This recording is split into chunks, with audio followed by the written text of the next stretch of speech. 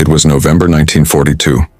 Somewhere in the middle of the Atlantic Ocean, a young Chinese sailor named Poon Lim clung to a piece of wood, alone, terrified and surrounded by endless blue. Moments earlier, he'd been serving tea aboard the SS Ben Lomond, a British merchant ship headed to New York. Then, two deafening explosions. A German U-boat torpedo had ripped the ship apart. In seconds, everything went dark. When Poon surfaced, there was no ship. No crew, just cold water stretching forever. Then from the distance, the submarine that had destroyed his ship surfaced. Hoping for mercy, Poon waved and screamed for help. The German sailors only laughed, waving back before disappearing beneath the waves, leaving him to die. Hours later, as exhaustion took over, Poon spotted something. A small life raft. With the last of his strength, he pulled himself aboard. Inside were a few biscuits, some cans of water, and a flashlight. It wasn't much, but it was hope. Days passed, then weeks. Rescue never came. When the food ran out, Poon made a desperate choice. He broke his flashlight apart and turned its spring into a fishing hook. Using the last biscuit as bait, he caught fish.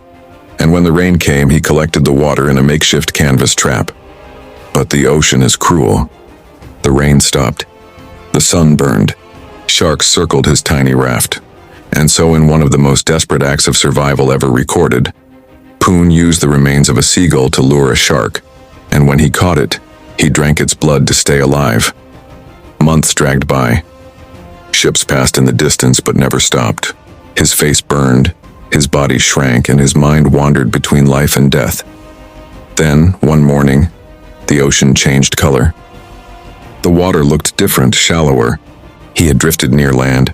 On April 5, 1943, a group of Brazilian fishermen spotted a fragile figure waving from a raft.